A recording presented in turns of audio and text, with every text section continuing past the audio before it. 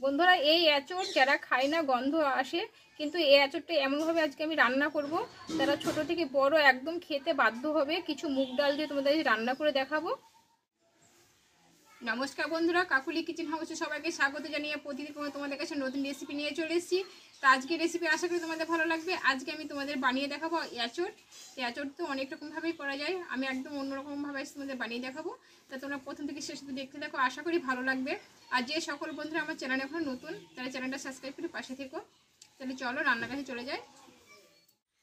বন্ধুরা, এই এঁচড় যারা খায় না গন্ধ আসে, কিন্তু এই এঁচড়টা এমনভাবে আজকে আমি রান্না করব, তারা ছোট থেকে বড় একদম খেতে বাধ্য হবে। কিছু মুগ ডাল দিয়ে তোমাদের রান্না করে দেখাবো।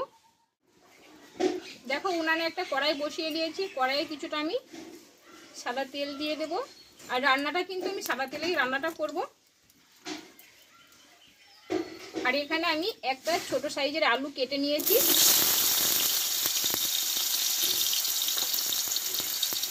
একটু হলুদ গুঁড়ো দিয়ে দেব, দিয়ে আলুটা একটু কষে নেব আগে।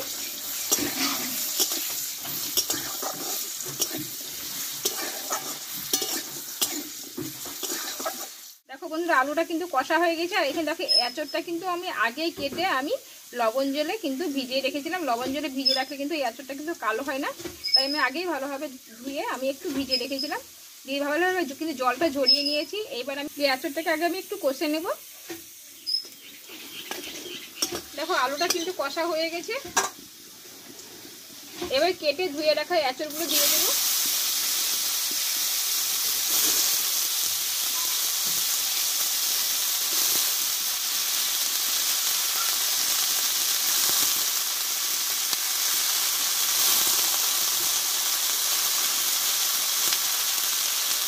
এই এঁচড়টা আমি 4 থেকে 5 মিনিট মতো একটু ভালোভাবে কষিয়ে নেব, যাতে কাঁচা গন্ধটা চলে যায়।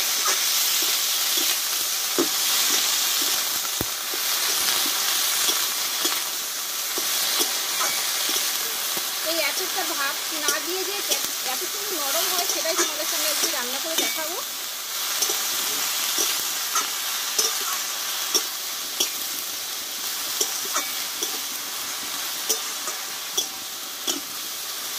আমি খুব অল্প আছে, ধীরে ধীরে একটু এঁচড়টা ভালোভাবে কষিয়ে নেব।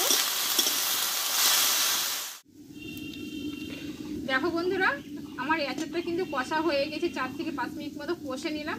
এবার এঁচড়টা আমি একেবারে নামিয়ে নেব। দেখো, এঁচড়টা কিন্তু ভালোভাবে কষিয়ে নিয়েছি।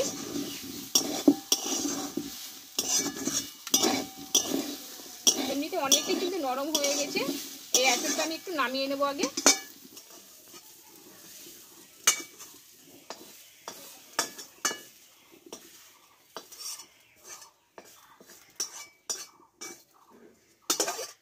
দেখো, এই এঁচড়টা রান্না করতে আমি এখানে ছোট বাটি 1 বাটি মতো আমি মুগ ডাল নিয়েছি, একদম চিকন ডালটা। এই ডালটা আমি আগে একটু ভেজে নেব তেলে। দেখো, এই কড়াটা গরম করে নিয়েছি। আমি অল্প 1 চামচ মতো তেল দিয়ে দেব। এবার এই মুগ ডালটা আমি ভেজে নেব।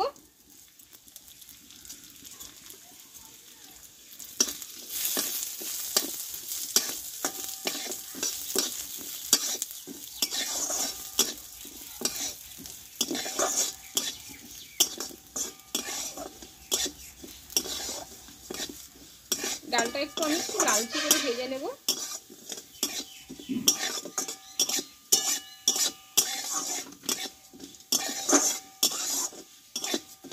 কালারটা কিন্তু চেঞ্জ হয়ে গেছে। এবার ডালটাকে আমি নামিয়ে নেব।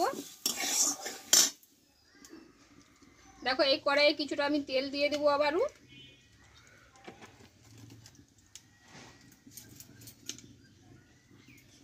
দেবো 2টো শুকনো লঙ্কা, আর দেবো তেজপাতা, আর 1/2 চামচ দেবো গোটা জিরে। এই ফোড়নটা একটু ভেজে নেব।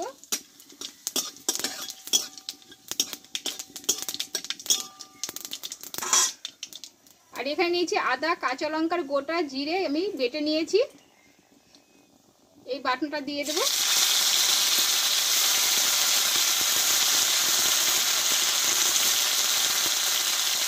এবার দেবো একটু হলুদ গুঁড়ো, দিয়ে মশলাটা আমি একটু কষিয়ে নেব আগে।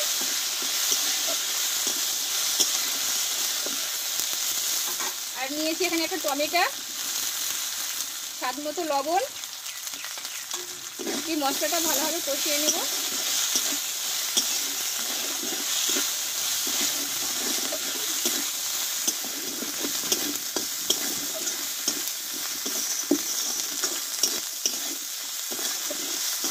দেখো বন্ধুরা মশলাটা কিন্তু কষা হয়ে গেছে।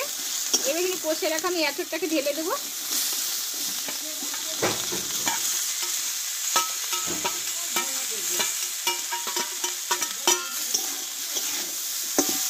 এই মশলার সঙ্গে ভালোভাবে এঁচোড়টা আমি কষতে থাকবো কিছুক্ষণের জন্য আবারও।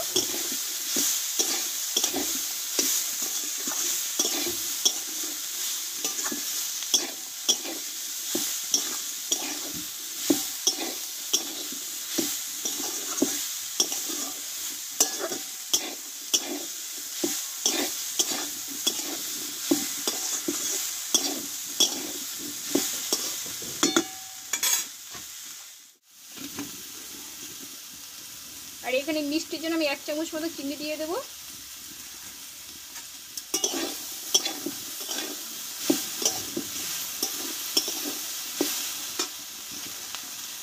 আর এখানে ভেজে রাখা মুগ ডালটা আমি এতে ঢেলে দেবো।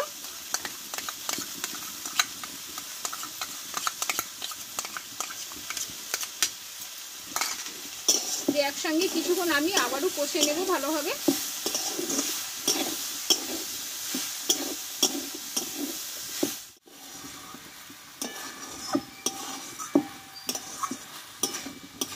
দেখো বন্ধুরা মশলার সঙ্গে কিন্তু এঁচোড়টা ভালোভাবে আমি কষে নিয়েছি। এবার এতে আমি অল্প করে একটু জল দিয়ে দেবো। দেখো এঁচোড়টা কিন্তু পুরো নরম হয়ে গেছে, তোমরা দেখলে বুঝতে পারবে। বেশি কিন্তু জল এটা লাগবে না যেহেতু।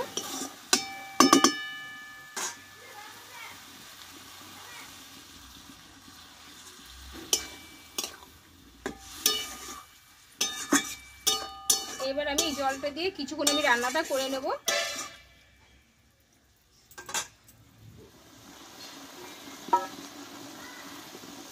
দেখো জলটা কিন্তু অনেকটাই কমিয়ে গেছে। আর কিন্তু দেখো এঁচোড়টা কিন্তু পুরো সিদ্ধ হয়ে গেছে। তোমাদের একটা ভেঙে দেখাচ্ছি, পুরো একদম ভেঙে দেখো নিচে একদম গলে যাচ্ছে।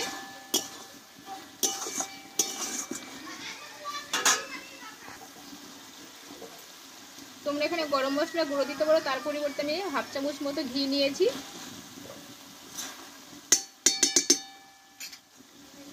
ঘিটা দিয়ে কিছুক্ষণ আমি আবারও রান্না করে নেব।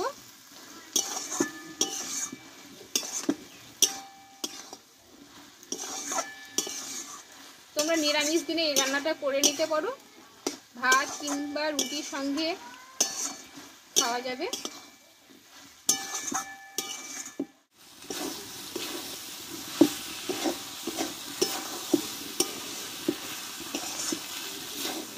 দেখো বন্ধুরা এঁচোড়টা কিন্তু পুরোপুরি একদম আমার রেডি হয়ে গেছে। বন্ধুরা এই এঁচোড়টা তোমরা নিরামিষ দিনে কিন্তু বানিয়ে নিতে পারো, কোনো অসুবিধা হবে না। ছোট থেকে বড় একদম আশা করি সবাই খেতে বাধ্য হবে। দেখো পুরো একদম গলে গেছে। আমার রান্নাটা কিন্তু পুরো রেডি। এবার নামিয়ে নেব।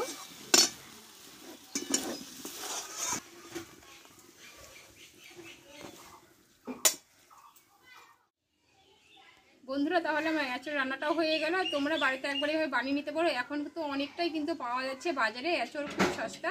তা তোমরা এইভাবে একবার বানিয়ে দেখতে পারো, আশা করি ভালো লাগবে। আর আমার এঁচোড়ের রেসিপিটা কেমন লেগেছে কমেন্ট করে জানাবে। ভালো লাগলে লাইক করে দিও আর বন্ধুদের কাছে শেয়ার করে দিও। আর এইভাবে নিত্য নতুন রেসিপিগুলো দেখতে থেকো। আবার পরে তোমাদের সঙ্গে অন্য কোনো নতুন রেসিপিতে দেখা হচ্ছে। ভালো থেকো, সুস্থ থেকো, টাটা।